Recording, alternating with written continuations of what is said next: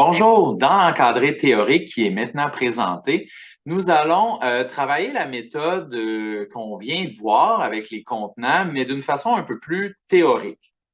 Premièrement, cette méthode s'appelle la comparaison. Pour utiliser cette méthode de la comparaison, la même variable doit être isolée dans les deux équations.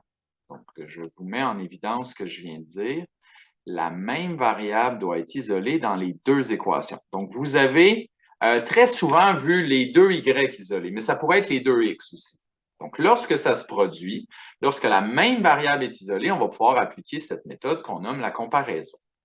Donc, exemple, résoudre le système d'équations suivant. Y égale 4x plus 6 et y égale x moins 3. On remarque que les y sont isolés dans chaque équation.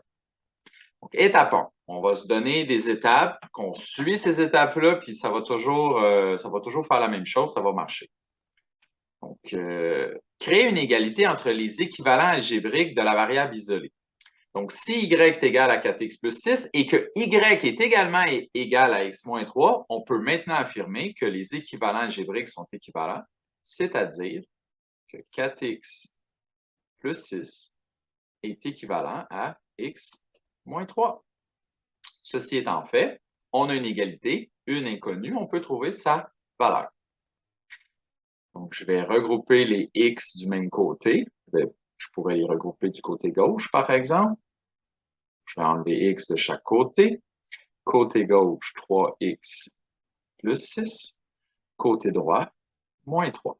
Le plus 6, je veux le transférer de l'autre côté. Je fais moins 6, moins 6. Donc, ça me donne 3x, moins 3, moins 6, moins 9. Finalement, 3 fois quelle valeur donne moins 9? On va diviser par 3. Diviser par 3. Je vais obtenir x du côté gauche et du côté droit. Moins 9 divisé par 3 me donne moins 3.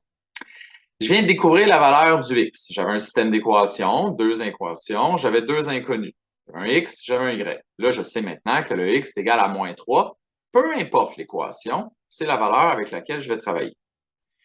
Pour trouver la deuxième inconnue, la deuxième variable, le y, ben, ce que je peux faire dans mon étape 2, remplacer la valeur de la variable dans l'une des équations. Donc, j'en ai pris une, y égale 4x plus 6, et dans cette équation, je vais aller remplacer le x par moins 3.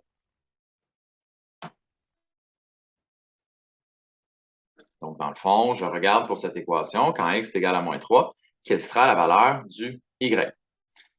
4 fois moins 3, ça fait moins 12. Moins 12 plus 6, ça fait moins 6. Donc, théoriquement, j'aurais trouvé mes deux réponses. J'aurais trouvé que pour ce système d'équations, si le x est égal à moins 3, le y doit être égal à moins 6. J'aimerais quand même valider ma réponse. Je trouve ça intéressant, important de le valider à la fin. Donc, je m'ajoute une troisième étape. Valider les valeurs des variables avec l'autre équation. Donc, je vais aller vérifier avec l'autre équation si le x est égal à moins 3.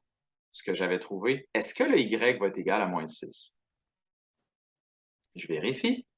La deuxième équation était y égale x moins 3. Ça, c'est les équations qui étaient présentées au départ. Je remplace le x par moins 3. Donc, ça va me donner moins 3, et ça donne bel et bien moins 6. J'ai prouvé que quand le x est égal à moins 3 dans la deuxième, la réponse est la même que dans la première équation. Donc, la solution du système, parce que je devais résoudre, la solution de mon système est x égale moins 3 et y égale moins 6. Voilà, on se retrouve pour le prochain exemple. Merci.